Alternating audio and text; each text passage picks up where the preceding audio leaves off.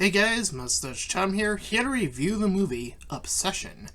Now, this is a shame in that I have not seen any trailers for this movie whatsoever. The pure fact is, the only reason I know this movie even came to exist is that I saw, when scrolling through my YouTube feed, a review from Jeremy Johns about the movie Obession. I was curious enough to not click on that video, but instead check out the movie. And I'm really glad I did. So, as per usual, I will state my end conclusion at the beginning here and tell you how I got there. As a sort of new transition of something I'm trying to get used to and telling people early on how the movie was. Obession is better than Weapons. Hot take, but I think it's so damn better, than Weapons, by a landslide. You see, my problem with Weapons is that it doesn't take the external horror force seriously at all, even remotely. It's treated as a joke. And through its presentation, it does have phenomenal actors. It's just that they are acting in a movie that isn't taking itself seriously in the department that it should be taking itself seriously in, which is the real reason why I think the next live-action Resident Evil movie is fucked.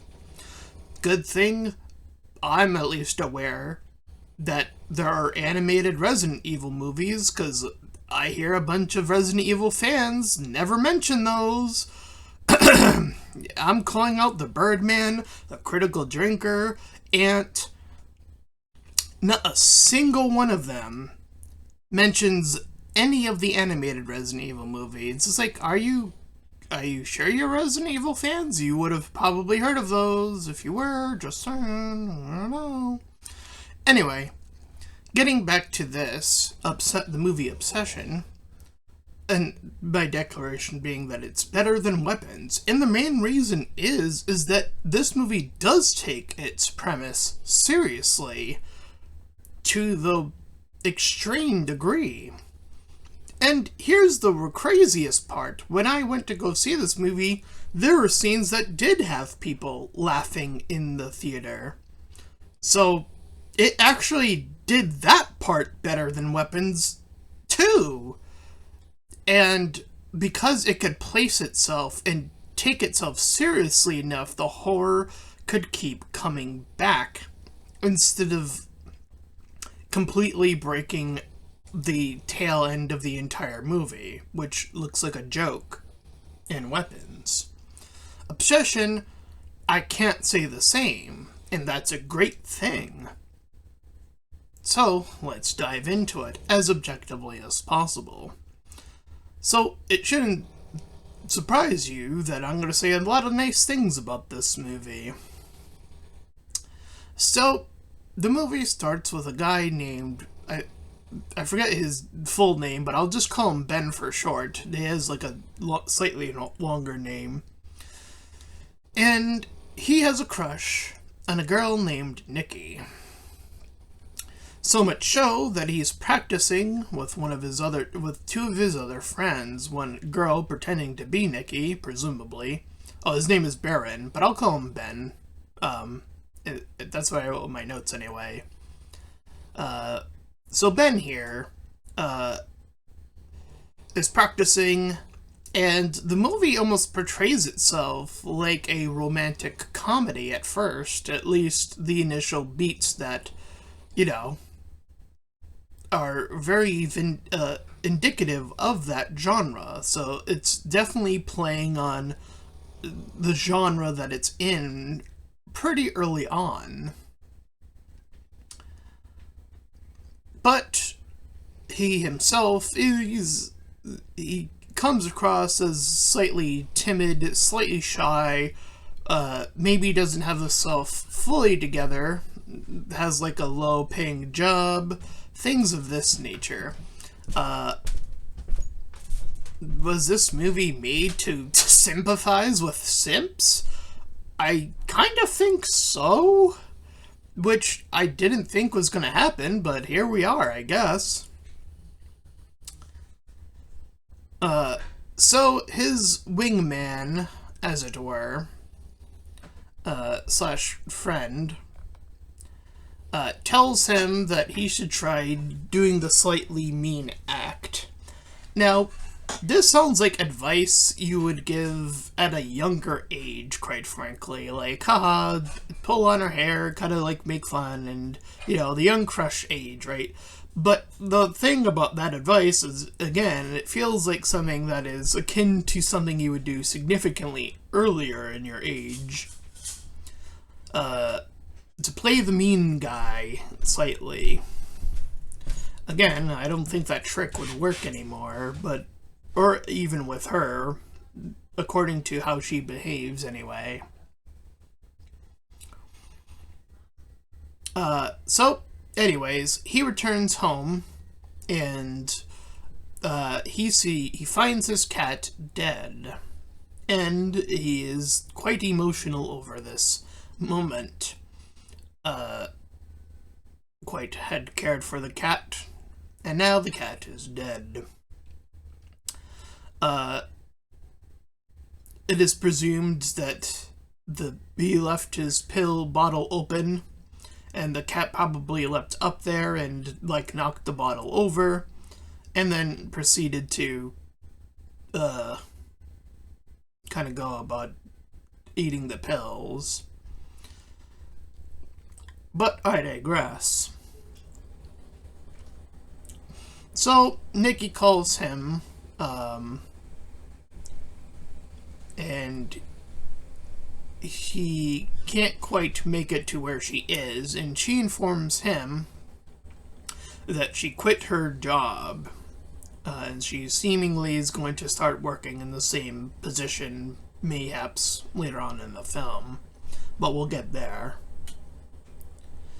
And, which is interesting to note, is that the guy from earlier, his pal, told him that he should, after the whole bit about being mean, he told him that he has time, that he can wait, that he, you know, that there's time on the clock, as it were. Which, again, seems to double down on being actually surprisingly bad advice. After all, that is immediately followed up with the dead cat, which is the sort of the preemptive notion that, you know, beings can die at any given time. Time can actually go really quickly if you're not, you know, paying attention, as it were. Or even if you are, it can still overwhelm and go surprisingly really fast. So, after the fact, he was starting to seek out a little gift that he can give her, Nikki that being, and ends up coming across this wish box. It informs him about the whole wishing mechanic, and thus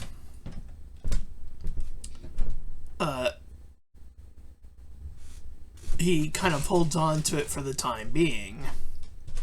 During their sort of, I guess, double date is, I don't know if that's completely what I would compel it to, but they're there with Sarah, the other girl in this, the other lady in this movie, the pal, who I'll just keep referring to the pal because I don't recall him saying his name, but anyway, and he's trying to get across that he has this little gift for her. But he keeps getting interrupted, and due to his, again, more timid nature, he can't seem to get this information across. Interestingly, he then tells, when it's just him and Sarah at one point, he tells her first that his cat had died, which is sort of why he's sort of behaving slightly differently. He then proceeds, after the fact, to drive Nikki home. He once again fumbles for the third time, directly calling her the name that his little pal had mentioned, Freaky Nikki.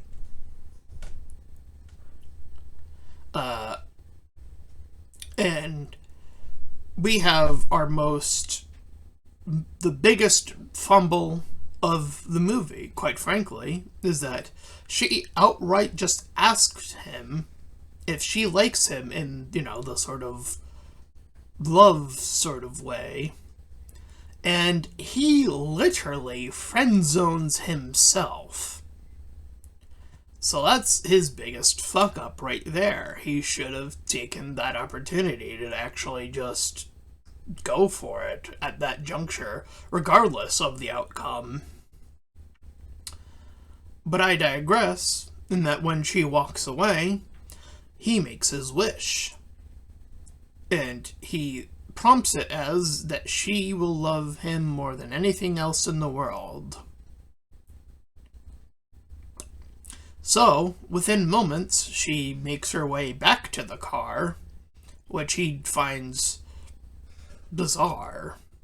This really comes across as, it's almost like and then there's a moment where she sort of briefly, very, very briefly snaps out of it, whatever this is, but then goes right back to her sort of fawning, as it were, getting into the car. She then kind of goes on about how her dad is dying of a cancer, and that she wants to be with him rather than anything else, proceeding to then kiss him.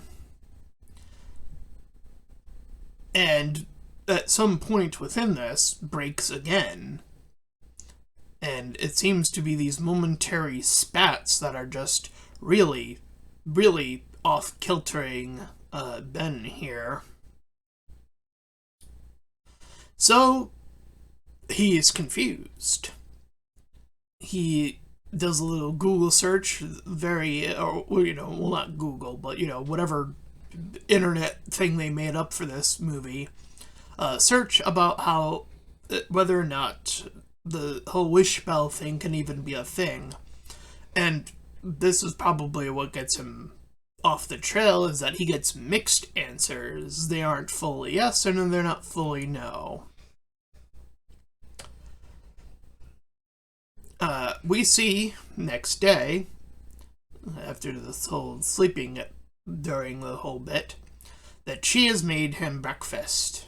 And furthermore, she has fully made a burial for the cat. He had moved it out of the house. She brought it back in. Which proceeds to freak him out once more. And again, she seems to now take up the same job as he does. In fact, all four of them seem to be in this low-end job where they're kind of just, they do more, it does seem like they are presenting it as like this job is like just to sort of do something very generic, and you could probably take a lot more time just hanging out, is how the movie presents it anyway. So, of course, excuse me, Nikki once again comes over once more, and she asks if he has feelings for her again. This awkward exchange leads to him eventually getting it out, and then they proceed to make out. And we get a little bit of a montage. Again, the scene, now, again, it seems to revert right back to being that cutesy, this is kind of like your generic, romantic comedy. They're just hanging out. They're just being a nice little couple. Yippee! Everything is all fine and dandy.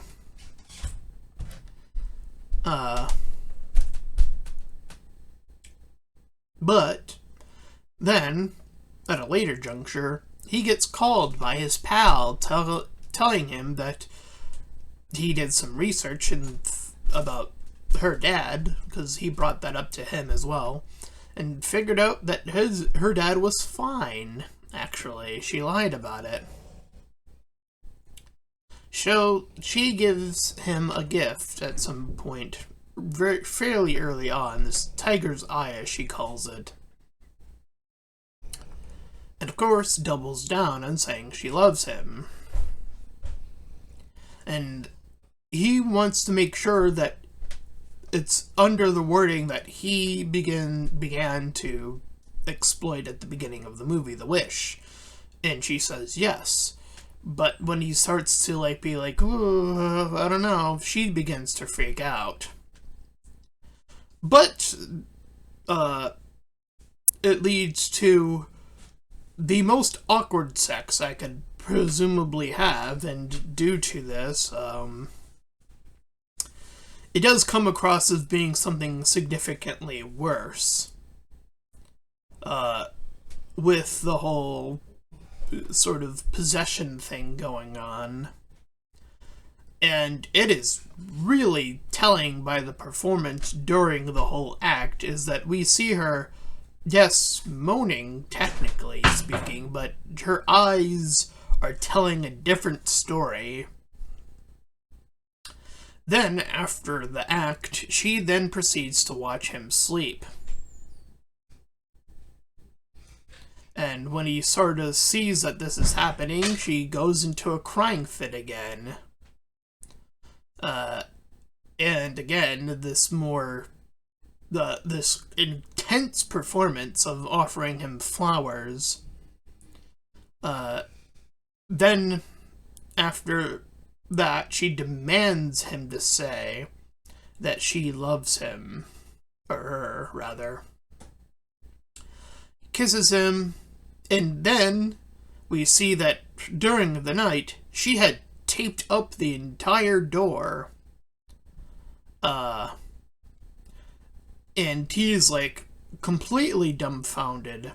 Now, it would probably be at this point where someone of my nature would have gone back to see what the fuck was going on with this magic spell. Seeing this actual physical thing change, as it were. But he kind of heads off. As we see then her stand there, pissing the floor. She can't even take care of herself. Because she has become, due to the wish, that obsessed. But Sarah is becoming a little bit worried on his behalf. During their lunch period, he looks at this note that says, what is the verdict? And then it says cat. And he begins to look at his food, and he kind of puts it together that she had cooked him the cat body food.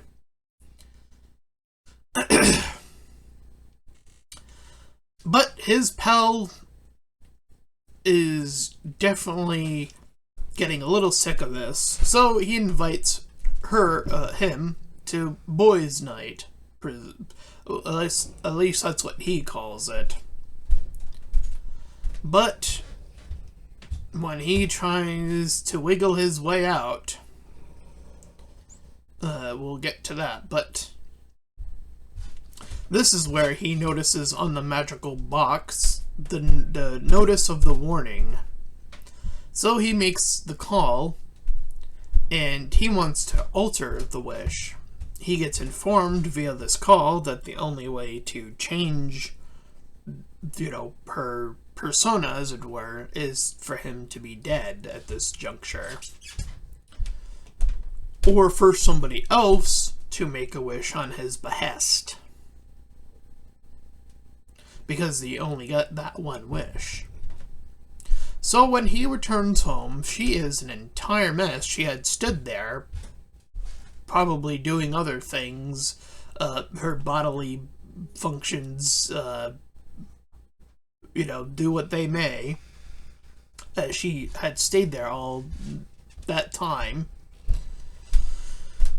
He mentions the thing about the cat, but then when he brings up boys' night, she freaks out. She demands, through screaming, that she ends up at this party, so he acquiesces.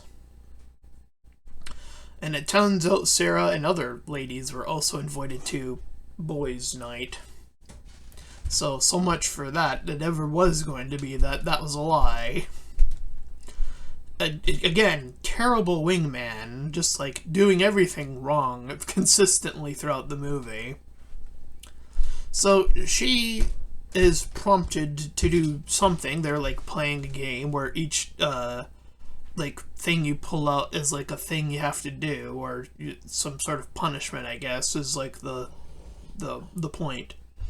So she gets instructed, I think, to read some sort of story, and it's some like poetic, like creepy story that she reads. And when it's his turn, Ben's turn, he is prompted to kiss the person on his left, which currently, as they are currently positioned because of the movement that happened in the first turn, is that he's next to Sarah, technically speaking. And thus, Nikki, freaks out. Her mouth becomes a frown, and everybody can see it.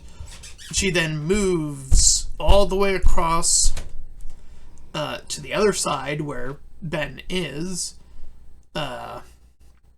Then proceeds to pull her back, that being Sarah, and then place herself next to Ben so that she can be the one left of Ben, because only she can have him, because that is how intense the wish is now. And then after the kiss, she then proceeds to stab herself with a shard of glass, and everybody freaks out.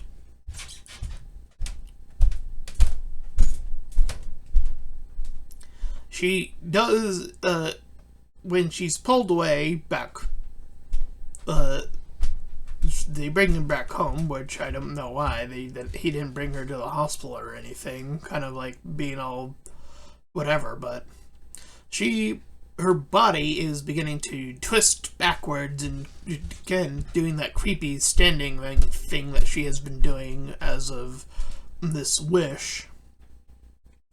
And during the night, this is probably the most saddest part of the film, as it were, we hear the real Nikki as she's sleeping, and she's asking to be killed. That is how much this is hurting her, as it were.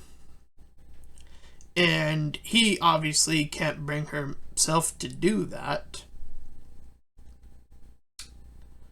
And he would rather leave her be, as it is, and proceed, because he was getting text from Sarah, to head out to hang out with Sarah. And the moment this happened, I knew what was going to happen. I knew that Nikki was going to come out and kill her. I knew it was going to happen.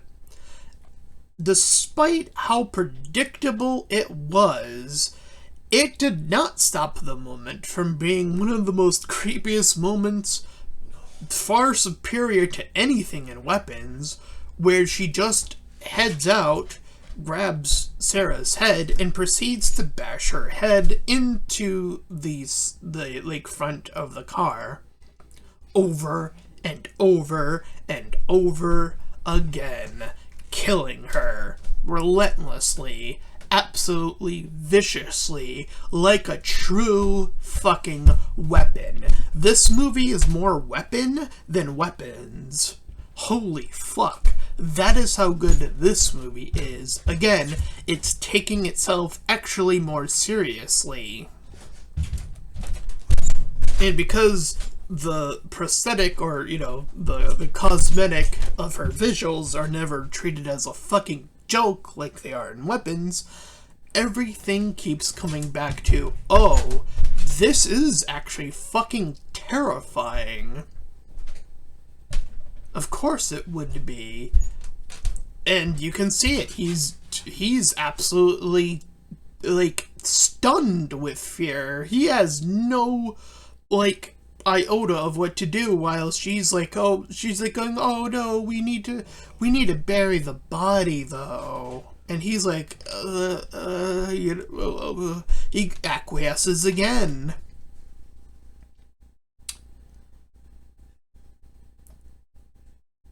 And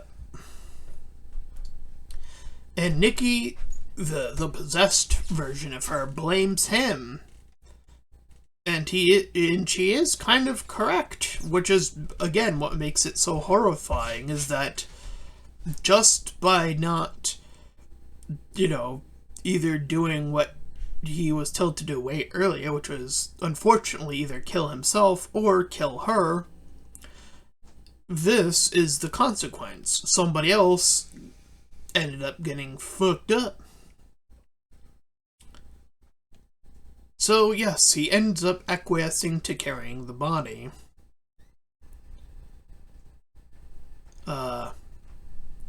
So he goes back to the store, finally, to try to see if he can break the curse.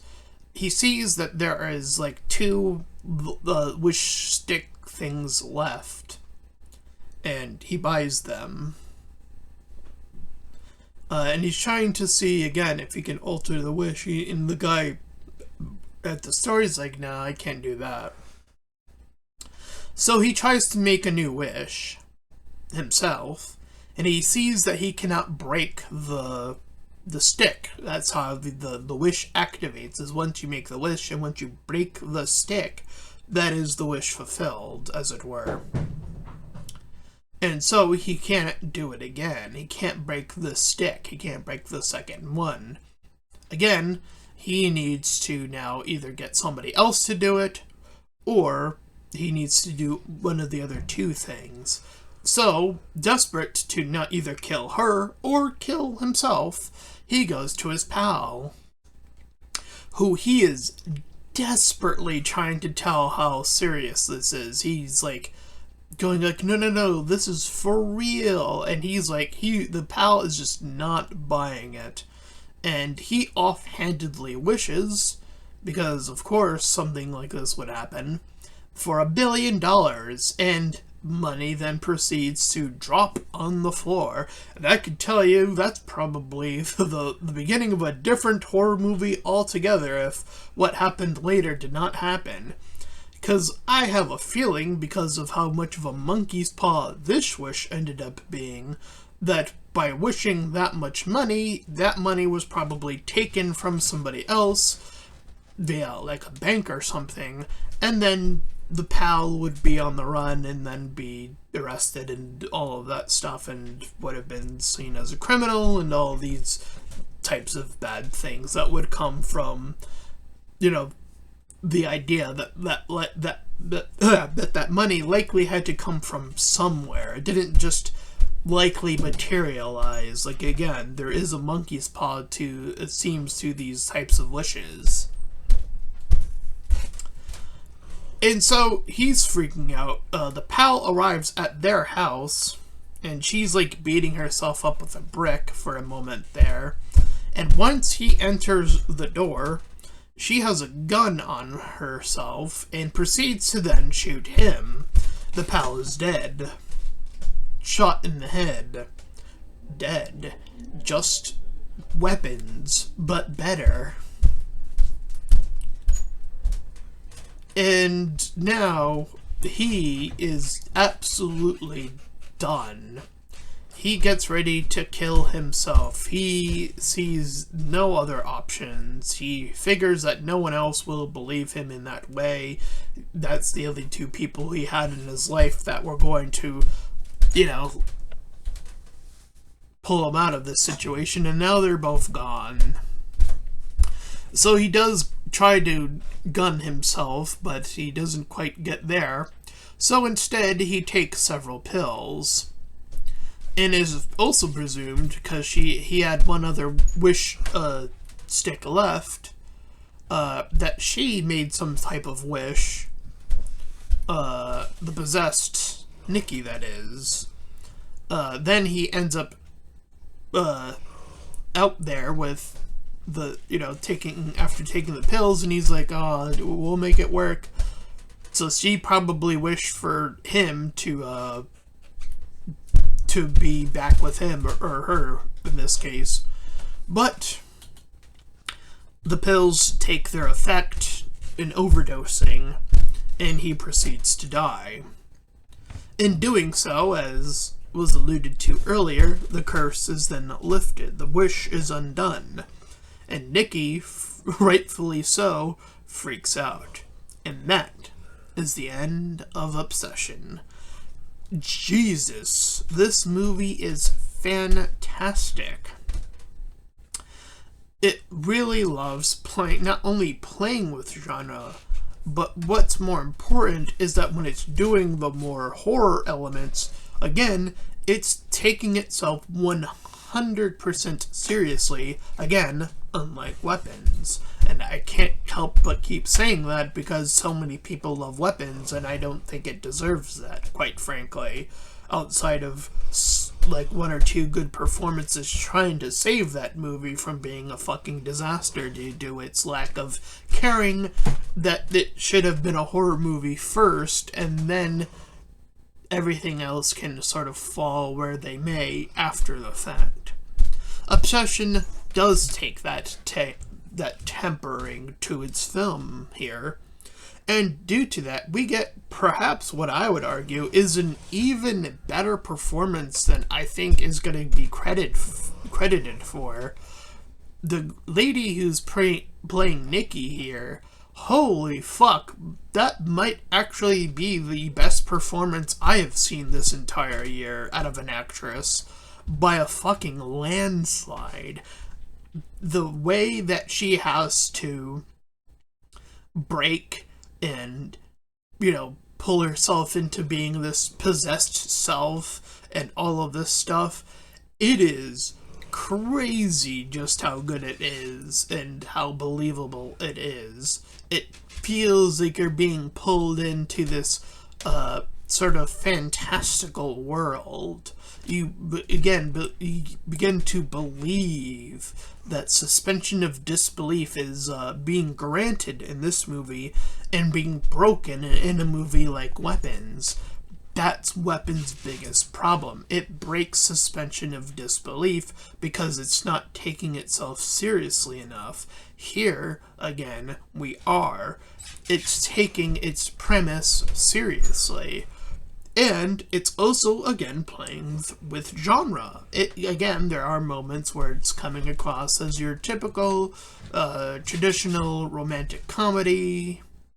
Maybe the wish was gonna play out. You could have easily see this and that. The wish in this context, in the romantic comedy sense, would have not have her go crazy, but rather have them being able to find that connection, rather.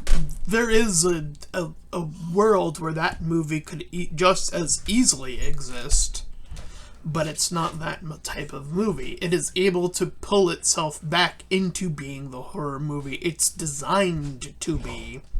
And through that, too, comes moments of better levity because of it. Because of how seriously it's taking itself, the moments of levity are brief, but they exist, and I would dare to say they exist better than Weapons, because it is immediately being able to pull you right back into that sense of dread, that sense of, oh fuck, she's getting worse and worse as time goes by. Things of this. And yeah, this is easily a 10 out of 10 film for me. if you have not seen this movie, as I suggested at the beginning of this review, I would highly recommend it. If you heard the description after the fact and were like, huh, how did that actually all play out? So, yeah, this might be my favorite movie this year, quite frankly. Damn, it surprised me. Like, came out of the blue, I didn't see any trailers for it, and it completely overshadowed movies that I keep hearing people praise unwarrantedly, I would argue. Again, Weapons being the big one. So I hope this director gets his flowers for this movie, and I hope that the actress gets her flowers for this movie. I think they both absolutely deserve them. And that's my review of Obsession. And if you enjoyed my review of the movie, then please feel free to like, comment, and subscribe. Also, make sure to check out those links in the description when I head to do my petition about small YouTubers. So get to my PayPal, you can help support me and my channel directly, and there to my Discord server. You can join, collab, chill, do all that cool stuff for free. And until next time, everybody, bye-bye.